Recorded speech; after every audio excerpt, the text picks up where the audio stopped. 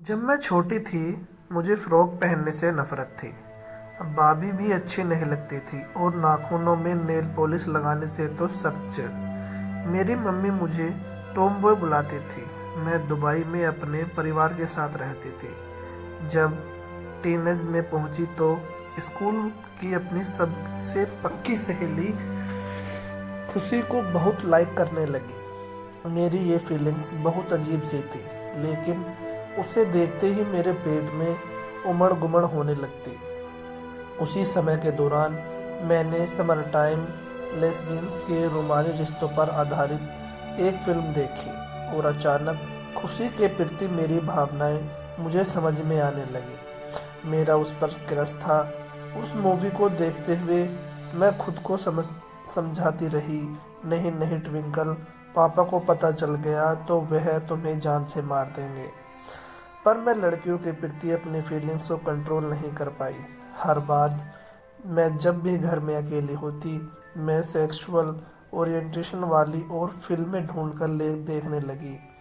यह मेरे लिए बहुत ही सुकून भरी बात थी कि मैं अकेली ही ऐसी नहीं थी जिसे लड़की होने के बाद लड़कियों की पसंद थी। मेरे जैसे और भी लोग थे।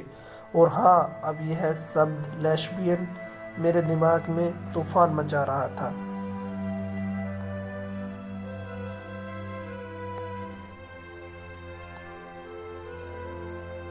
एक दिन हमारे टीचर ने ऑनलाइन क्लास में LGBTQ संप्रदाय के बारे में चर्चा करनी शुरू की। मुझे उम्मीद थी कि वह पुरानी बातें होंगी, जैसे कि LGBTQ संप्रदाय को कैसे नकार दिया जाता है आदि। पर तभी एक लड़की हमारी क्लासमेट ने कुछ दिलचस्प से शेयर किया। उसने कहा कि वह बायसेक्सुअल है और उसे घर से बाहर निकाल दिया गया था। उसके माता पिता ने उसे अपनाने से इनकार कर दिया। मैं अंदर तक कांप गई जब उसने पूछा कि क्या इस क्लास में कोई और LGBTQ लोग हैं। मैं अपनी सच्चाई बताने ही वाली थी, पर मैंने ऐसा नहीं किया। इससे मेरी और उसकी ज़िंदगी में कोई फ़र्क नहीं पड़ेगा, मैंने सोचा। मुझे लड़कियां पसंद हैं। इसी दौरान मैं इंडिया में अपने कजिन्स के साथ रहना एंजॉय कर रही थी। मेरी चाची और उसकी बेटी सगुन, जो लगभग मेरी उम्र की थी, घर में मेरे सबसे करीब थे। 6 महीने साथ रहकर हम बहुत ही करीब हो गए थे। हम बात करते, टीवी देखते और शाम को शहर के लिए एक साथ बाहर जाते। मैं अक्सर सोचती कि अगर मैं उन्हें सच्चाई बता दूं तो क्या होगा। क्लास में हुई उस बात के बाद मैं किसी के साथ इसे शेयर करने के लिए बहुत आतुर थी। यह एक खुजली की तरह था। मुझे ज़रूरी किसी को बताना था, क्योंकि किसी के भी साथ इसे शेयर न करने का बोझ बहुत ज़्यादा था। मैं जानती थी कि मैं अपनी चाची और कजिन पर इस सीक्रेट को लेकर विश्वास कर सकती हूँ। मैं मानसिक रूप से तैयार भी थी कि उन्हें मेरी भावनाएं समझ नहीं आएंगी, मगर फिर भी मैंने उन्हें बताने का निश्चय किया। एक दिन जब हम अपनी रोज की शाम की सैर के लिए बाहर निकले तो मैं बीच रास्ते में रुक गई। उसने कहा कि मेरी बात सुने प्लीज़, मेरे मम्मी पापा को इस बारे में बात बताना। यह मेरी सबसे पहले शब्द थे। मेरी चाची और कजिन असमंजस में थे, पर ध्यान से सुन रहे थे। और तभी मैंने फटाक से बोल दिया, मैं लेस्बियन हूँ, मुझे लड़के नहीं लड़कियाँ पसंद है।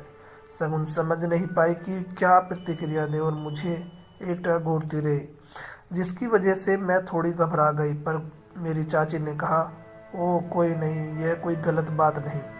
वह आराम से चलती रही जैसे कि यह कोई बात ना हो। क्या सच में यही था? क्या उन्होंने कोई फर्क नहीं पड़ा?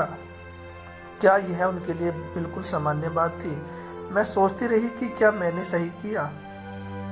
मुझे लगता था कि मेरी चाची ने मेरी कही हुई बात को समझने के लिए कुछ वक्त लिया। अगले दिन उन्होंने मुझसे कहा, तुम दुबई में लड़कियों के स्कूल में ही थी, तुम्हें किसी लड़के के साथ होने या बातचीत करने से ज़्यादा मौके नहीं मिले होंगे। तो यह बात थी।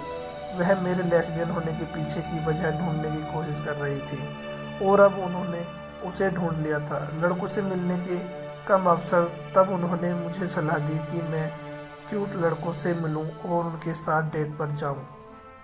ट्विंकल, यह सिर्फ एक फेज है, एक तरह का भ्रम। जो समय के साथ चला जाएगा। उन्होंने कहा। चाची की इस प्रतिक्रिया ने मेरे डर को सच्चाई में बदल दिया। मेरी फीलिंग कभी भी किसी को समझ नहीं आई। मैंने उनके साथ और बहस करना उचित नहीं समझा। मैं चुप रही, जबकि वह मुझे यह समझाती रही कि किस तरह लड़कों के साथ समय बिताना है। मैंने इस विषय पर फिर कभी बात नहीं की। उनका मेरी भावनाओं से इस तरह से पल्ला झाड़ लेने से मुझे चिढ़ हुई। उससे भी ज़्यादा चिढ़ मुझे लड़कों में रुचि पैदा करने से कोशिश से हुई। तब से मेरा मन बहुत असुरक्षित महसूस कर रहा है। मेरा भविष्य कैसा होगा? यदि मैंने अपने माता पिता को यह बात बताया तो वे भी इस तरह का व्यवहार करेंगे? क्या वे मेरी किसी लड़के से शादी करवा देंगे? यह तो शायद समय ही बताएगा, पर मुझे लगता है कि मुझे ऐसे ही जीना होगा, अपनी असली पहचान खुद से ही समेट कर।